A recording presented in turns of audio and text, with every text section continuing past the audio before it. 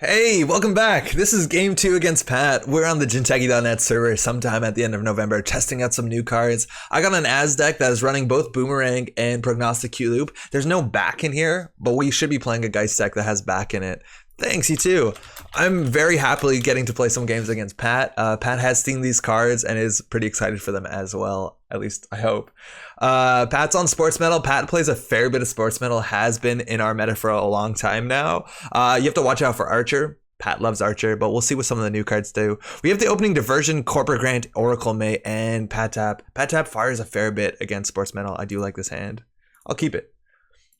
So we played one game so far with this deck. It's 46 cards, still obviously hasn't been polished out, but the idea of what we wanted to do is working. We have that like efficient install with Prognostic Q-Loop, which is really cool. We've been seeing the top of our deck and getting our Oracle Maze to fire. Now this easily could be an agenda. I think Pat is pretty good at jamming early agendas behind Hagen's and stuff like that. So I don't know if we want to lose the Corporate Grant just right now. We might want to wait a turn.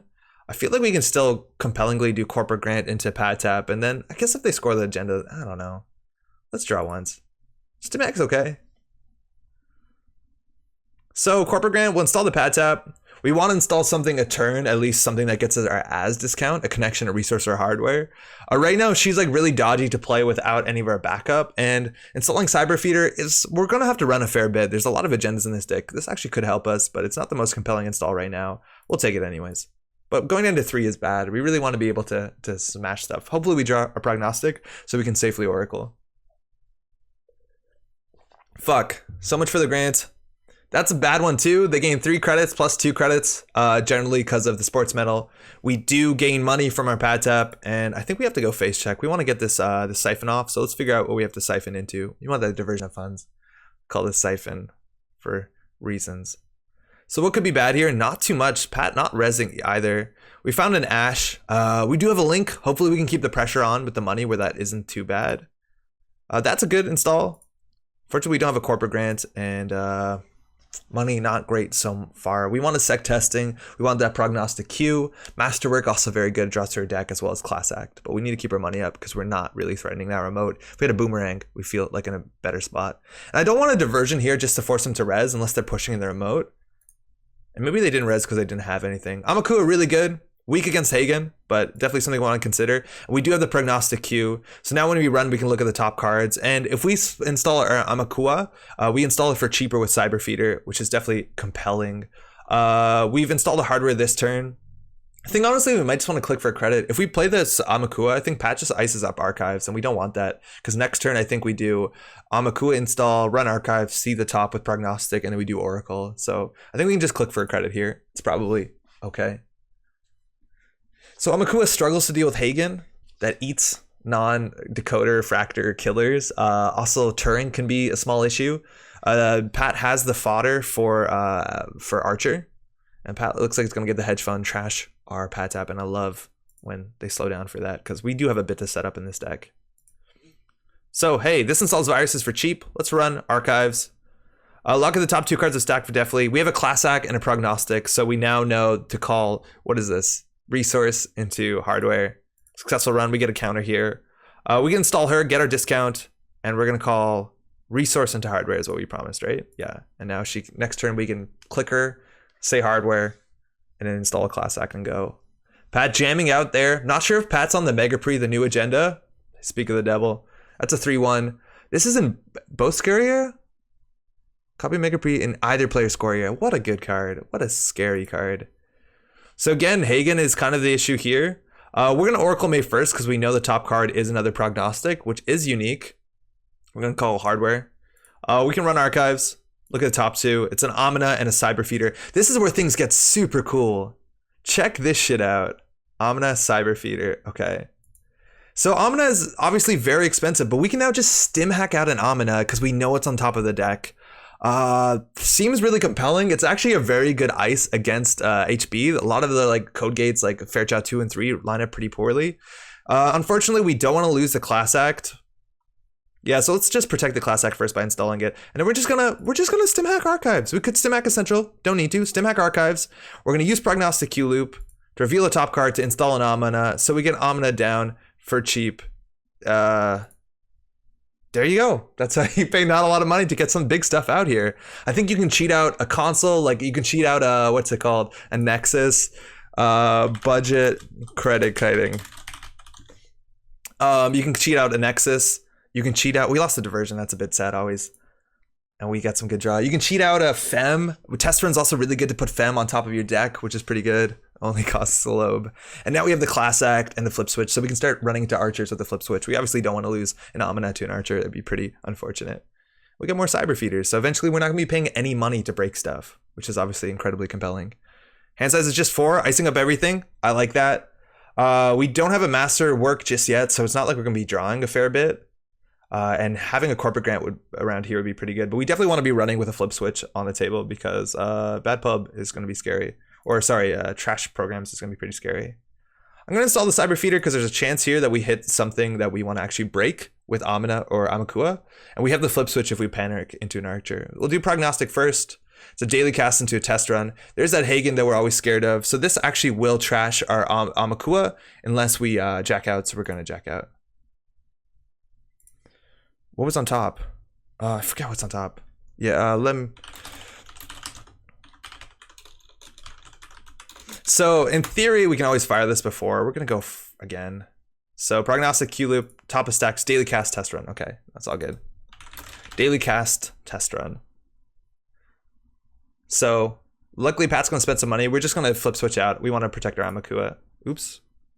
Let's just, I don't think that's gonna matter. We're gonna jack out. So we have a daily cast on the top. Obviously that's pretty good. And I think we can draw that with Oracle May, and we can just throw out Prognostic. It's daily cast into, what's it called? Into test run. And the cool thing about Oracle May is that you have to call the top one right. Well, and then you can choose either of them as long as you haven't drawn. So Pat might think we're drawing a daily cast, but we actually could draw a test run. And test run is kind of okay. It gets us, I don't know actually that much else that we need. A Corroder would be pretty good for Hagen, but a DJ Fenris sometimes can deal with this as well. I guess both subroutines are pretty relevant. The test run also puts a card on top of our deck, which is good because then we can both either Oracle May it or install it mid-run. Honestly, think our money is probably okay. We can try taking the test run. We can throw that out. All right, so now we're running without a flip switch. So we do have that problem, potential problem of the archer. We could test run for a Bukhgalter. We can always have also a Boomerang down if on top of our deck. That's probably one of the better cases because we can pull it really quickly. Looks like there's an Ash in that server with an advanced card. If we lose the Amina, I think we might be in a really, really bad spot. So I don't know if we want to do that. I think we might want to pressure R&D as a start, get some Aumakua counters. If this gets up to 6, we're good. And then we can try the remote. Prognostic, it's Boomerang to Pat Tap, so we're pretty safe to run. We can always just hit the trash programs. This is an Architect, so we can actually just break Architect for free. And we have a Boomerang into a Pad Tap, I think it was. Mega Pre-Qualifier, so Pat has a choice here. Either 2 credits or 2 cards. Taking the 2 credits, that's pretty good. This remote seems kind of safe. They don't have the Archer money unless this is NGO front into Archer, but we still have the Boomerang on the top, which we can pop if we really want to. So I think we're gonna try here. And I think we can beat the Ash Trace. Pat can just res the Ash, and we do have 1 link. There's no more link in this deck, but it's pretty easy to get more link in if you really need to. Cyber Trooper Talent is an okay card with combos here. All right, it's just the NGO front. Pat's gonna pop that. We robbed a bit of money. It looks like it's an Ash. Ash is okay with Falsified. We're not gonna trash it just so we get another Aumakua counter. We can now get through Hagen. We have small hand size. So we can call the Boomerang with the Oracle May. No, it's a hardware. It's a Boomerang or Pat Tap. I do like the Boomerang a fair bit. I feel like we have enough money built in with Oracle May. Maybe we don't. So we'll put the Pat Tap on the bottom. Boomerang is really good. We haven't installed the hardware. Let's install the Lucky Charm. So now we can always run here and then run the remote. And then with the combination of Boomerang and Lucky Charm, we can get through an Archer without trashing anything and not ending the run. But we really want another diversion. There's only 2 diversion in this deck, really sadly. Ooh, that's a good purge. Okay, we probably want some real programs here. And eventually breaking things are gonna be really cheap. I think actually we make money running Architect if we just get out our Bukhgalter. I think we actually make money. It's pretty good. Do Do we just test run a Bukhgalter? I think we might. Let's look for our stack. We'll try this for a Bukhgalter. We install it for only 3 credits. Now we can run R&D. We can also get the R&D interface down. It's not the worst, but I think we need to stabilize a bit better with money. So we'll run R&D. We'll do Prognostic Q-Loop first. Top 2 cards of stack. Daily cast into Falsified. Both good money cards. I think we want the cast a bit. Then we'll do this. We'll break 4. Oh, it's actually free. We don't make money. Clones are not people. Whoa! That's a cool splash. That's a really spicy splash. So now we know daily cast is on top. We'll call resource. It's daily cast or falsified. We have 1 falsified in hand. I think we'll just call the cast so we can install it, because we could use some of that money. And now on top of our deck, we know is our Bukhgalter.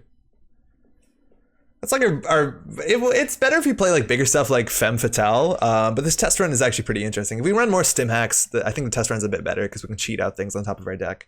Right now we just have to draw the Bukhgalter and install it for 3. All right, jamming on the remote. Could be, I think worst case is a Vitruvius or the Mega Pre, the 3rd Mega Pre. So we know that there's a program on the top, we definitely need it. Fuck, Kati or Bukhgalter. Obviously we want the Bukhgalter.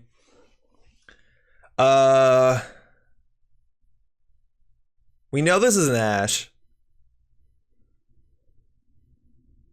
I think we definitely need to get this Bukhgalter down before we hit an Archer. It seems pretty important. HQ is a bit difficult to get through. I think we want to run R&D once a turn. We can always put the Boomerang on here and just like hope. Pat can be on 4 points pretty soon. I think we just run R&D to start. We want to use our Cyberfeeders. So Prognostic, sees on top of this deck. A Flip Switch, that's pretty good, into a Hernando. Hernando can be pretty powerful if Pat's over 10. Flip Switch is good though. So we haven't installed a hard work or connection or job, so we can actually install the Flip Switch for 1 credit. We don't have to do, we can do that on the corpse turn in theory. It's an Enigma off the top, which I don't think Pat's gonna res an Enigma, I'll be honest.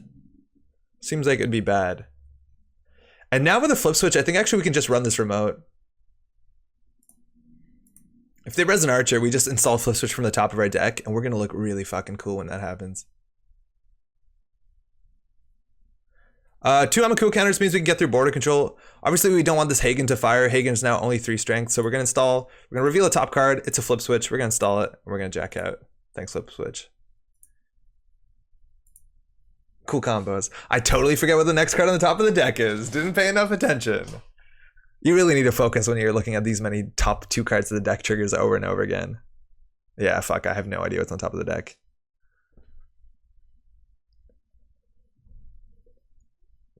All right, Pat's technically on game point, considering they have the current in hand. So if they score at another 3-2, I feel like we might just want to lock them with R&D interface. But the problem is that they draw a fair bit with R&D interface. Still think it's probably worth. Oh, look, Prognostic Q-Loop. So it was Hernando into a Fenris. Fenris is pretty good. Is Fenris good? No, not amazing. Nothing to install here. We'll break, get the 2 back, so that's free. Card from deck, Arella, that's a very common card Pat pays. Well, now on 4 agenda points, doesn't matter too much. And there's the Archer that Pat loves to play in his deck. We really need to get him to res an Archer somehow. 3 counters means now we can get him to HQ for 2 credits. It's free next turn. We can definitely Oracle May here. We know it's a resource. Hernando seems a lot worse than Fenris. Based off of how Pat's money is going. So we'll take the Fenris. And Fenris makes us be Smoke, which is actually kind of compelling.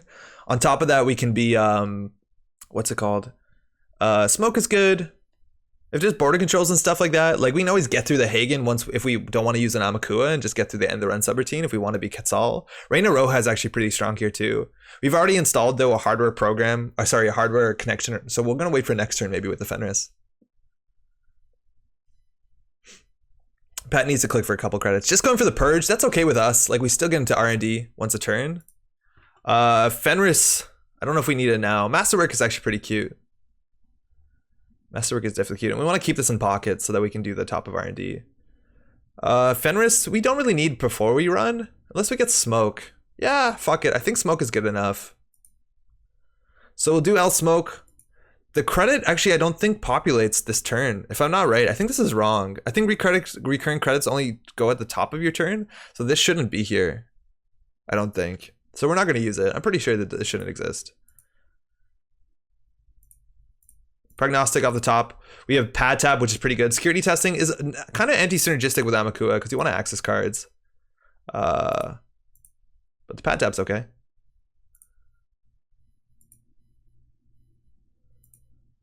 Unfortunately, this will give Pat money. So we knew the Archer. That's a Vitruvius. That's a good hit. So Pat can get 2 credits. Looks like Pat is going to get 2 credits. So it was Pat tap into something. Oh my god, this is difficult. Yeah, into sec testing. So we're going to put the sec testing at the bottom. We'll install the Pat tap. It's going to give us some value. And then next turn we can start using the smoke. And again, now we're making a credit while running R&D and seeing the top 2. Haven't seen a restricted card yet. There's a big chance that Pat's on food. And we also want to dig into our last diversion. We didn't put on the bottom. If there's any card on the bottom that we really need to get to, it's like really is in our best interest to Boomerang.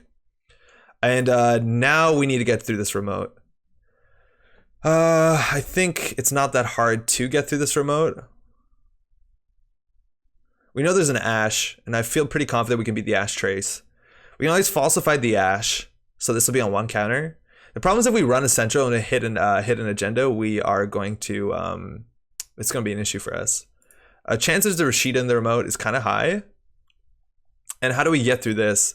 We don't have a Corroder just yet. We can always Boomerang this and run, and then we can get through everything besides a barrier. And we've already seen 2 Hagans, which is a pretty good spot. So I honestly think we might just want to Boomerang this. No, Boomerang, sorry, the Hagan and run. If it's an Archer, we can deal with it. Yeah, I think that's probably okay. If we have Masterwork too, we can also just install a Boomerang from our hand if we really need to. We'll put the class act on the bottom. So we don't know the top card. So we can always just put our Boomerang on here mid-run. We could also just do it now. I don't know another way. We don't have any other tricks to get through ice. We don't have like inside jobs or anything. Ooh, let me move my face. Here's probably fine. But I think we definitely want to get in here, especially with the Pat tap. So we could just gamble, Boomerang, run it. Okay, so this we have to mark a piece of ice. It's a new card, pretty compelling. 2 subroutines, so now we can run. We could have installed that mid-run to save a click, but I don't know how good our click is. We can always still use our Prognostic, hopefully, during this run. So we'll run server 1. Prognostic fires first. Top 2 cards are stacked. It's Diversions into Hostage. So unfortunately, none of these are installable with Prognostic, but Diversions on top is pretty sweet. So we'll trash program end the subroutine, end the run to get through this. So now they could res this. Worst case scenario is the 3rd Hagan. Seems unlikely. But anything else we can really get through. Border control would be a problem because we didn't fire Lucky Charm. Oh, it's an Eli. Oh, fuck. Yeah, okay. That makes sense. So I don't think there's a way we can get through it. Also, we're not going to get our Boomerang back, which is probably fine because I think we get our diversion now on the top. We don't shuffle. We could always choose not to shuffle. But if Pat scores here, they go down to 2 credits. And then I think we might want to just like run R&D, diversion lock him. We just need our Corroder. Maybe we need to put another special order in this deck. I think we only have 1. But we're struggling to get out the right stuff. Okay, this is really good. They can res the Ash, they can res the Arella, which I'm assuming is in this remote. But we still need a way to get the diversion to fire. So now they know we have the diversion, which is unfortunate. That's still pretty scary. We'll definitely run R&D. Prognostic first. Top 2 cards are stacked. We have Masterwork, which we can install. Corporate Grant's pretty compelling. So it's hardware into events. We're going to use all the counters here to actually make a credit and C2. And if they make money, we will make Pad Tap money. IPO. Vitruvius, good hit. Both on gain point. Shuffle copy Boomerang back into your stack. Fortunately, that's bugged. Can't do that. It's on the successful run of the Boomerang. Pat taking the 2 credits. So it was hardware into something, I think. So we're going to call hardware. Oh, we've already done her, excuse me. I think we actually just clicked a draw. We can run again. It's going to cost us real money this time. We just need to get a way to get into HQ. Yeah, I think we just draw twice.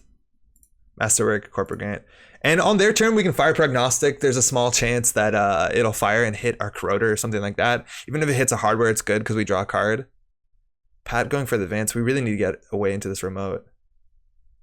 Double advance. Could be the NGO. So on their turn, reveal the top card of our stack. Install Aumakua. Thinking.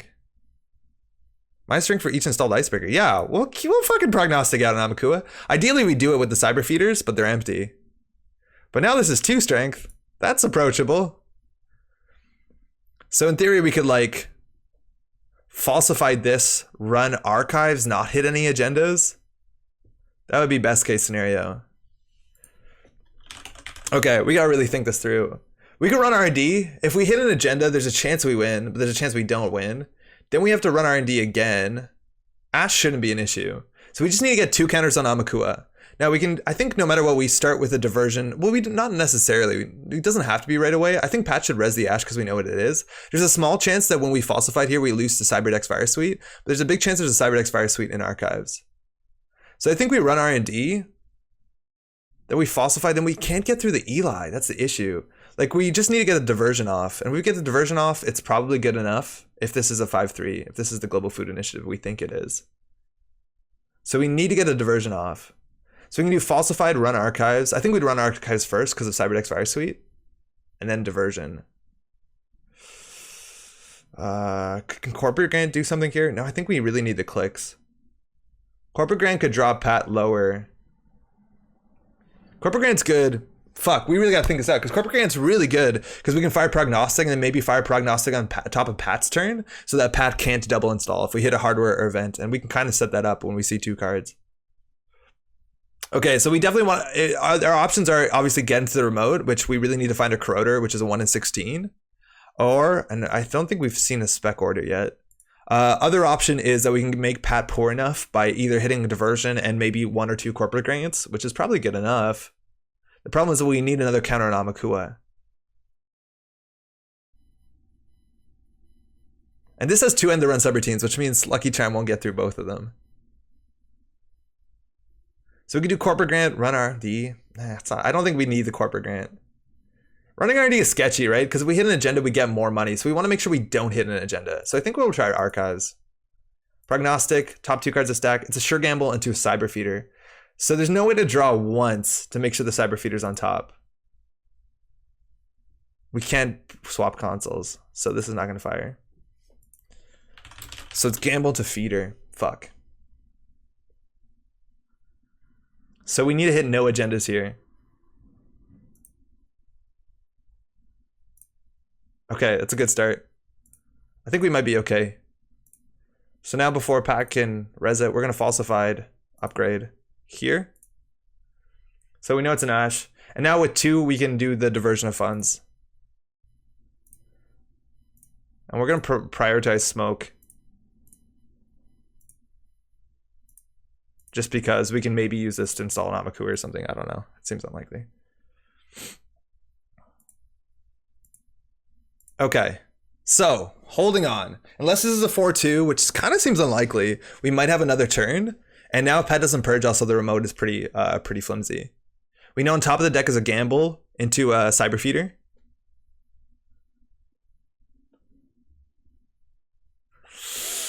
And we probably need 1 or 2 agendas. Their hand, I don't know what Pat's hand is. Pat looked like he chucked the Archer. Maybe checked the Rella. That could have been earlier. I don't know if they had a preemptive. I think that was the last game we played that Pat had preemptives. And we also can keep them down on corporate grants. But that's our last diversion. I think this deck probably wants a second diversion. It's our 3rd diversion. It's pretty great. Ash Auto doesn't end the run. It just prevents you from accessing. It's not like baddie type effect. So Lucky Charm doesn't do much against Ash. Credit. Drawing. Interesting. So we definitely want to run server 1. I think we run HQ. I think we do run HQ, run this remote. No. There's a small chance that's bad. I think we just run this remote and we click through Eli. Yeah, I think that's fine. Prognostic, we know it's on top. No hardware to install. So we'll break. We'll do that. Continue. We'll double click through this. The Ash Trace will be annoying at best. There's a small chance we win here. Card in the server. Global Food Initiative. Ah, yes! Good game. Oh, I tried to click in the streaming window. That was a cool one. Couldn't deal with barriers. Had to keep the money down. Yeah, that diversion was clutch. We obviously wanted a Fractor, and we had a Corroder coming up eventually.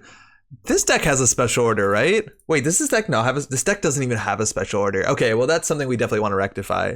I don't know what we want to cut. So far, everything's working pretty well. We're already at 46 cards. This Hernando Cortez obviously has some synergy with our ability, but might not be the smartest thing. Maybe we want to cut that.